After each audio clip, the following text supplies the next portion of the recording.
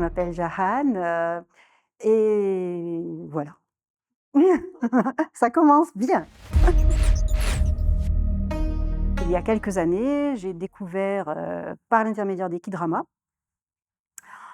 plein de choses nouvelles que je ne connaissais pas. Les K-dramas, pardon, ce sont des séries coréennes, dans laquelle on apprend énormément de choses sur la culture coréenne, plusieurs facettes de la vie, des problèmes sociaux, des problèmes familiaux, des problèmes politiques, tous ces sujets sont développés. Et un jour, dans un drama qui s'appelle Il Me Kill Me, le personnage principal est amoureux d'un groupe de musiciens et donc il se précipite sur un groupe de musiciens avec plein de gens qui se précipitent et je me dis: «Mais cet homme qu'on voit est incroyablement beau, c'est pas un acteur. Il dégage quelque chose, d'étrange. Qu'est-ce que c'est? Bon, il est un peu plus maquillé que les autres hommes, d'accord, je vois. Pourquoi? Et pourquoi cette sensation de différence?» Donc je regarde bien sûr tout de suite, je prends son nom, je regarde et il y a marqué que ce personnage en fait c'est un chanteur d'un boys band. Ah, je dis: «Ils ont des boys bands?» Il fallait que je sache quel boys band ils avaient en Corée et là il y a marqué les boys bands ça c'est de la K-pop. Donc je vais chercher BTS, boys band Corée, je me dis: «Il y aura bien quelqu'un qui va mettre un extrait de disque». Moi encore, persuadée que c'est un tout petit truc. Je marque BTS, je marque musique et je ne regarde pas et j'écoute et puis j'entends de la musique qui commence, je me dis: «Mon Dieu, mais qu'est-ce que j'ai entendu?» Je repars en arrière, je réécoute, je dis: mais c'est pas une petite musique ça, c'est un truc incroyable». J'écoute encore, encore et c'est du coup j'ai dit: «Attends, il faut que je regarde». Normalement j'écoute mais je ne regarde jamais les clips.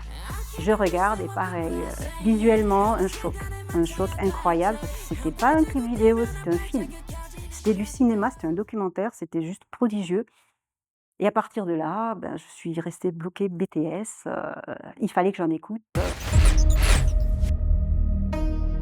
et du coup, comme avec Anne, on est très amies depuis longtemps, on discutait, de BTS parce que toutes les 2 on a découvert les K-dramas et BTS, en même temps par des sources différentes mais en même temps. Et un jour où on en discutait, on s'est mis à parler, parler, à analyser les textes, pourquoi, qu'est-ce qu'ils voulaient et c'est là qu'Anne a dit: «Bah, tiens, je vais monter ma chaîne YouTube» et après, 1 an ou 2 ans après, on est passé au niveau supérieur avec un festival maintenant. Et donc moi, je ne suis pas dans, la création du festival, je suis dans l'organisation, dans les brainstorming, on réfléchit, on fait les échanges d'idées, on fait du ping-pong cérébral et heu et du coup, voilà, la première édition du Festival de Bretagne en Corée est née en 2025 sur, les passerelles culturelles. Pour commencer, il fallait bien trouver un premier jet donc franchement, les passerelles culturelles, ça nous semblait, parfait pour, une première édition. Tellement de choses à dire, on s'est limité vraiment minimum mais on était sans arrêt avec: «Tiens, mais il y a ça aussi, il y a ça». Et ensuite, du coup, on s'est dit: «Bah, tiens, les dragons, ce sera tellement intéressant que ce sera pour une prochaine édition, de festival». 감사합니다. 사랑해.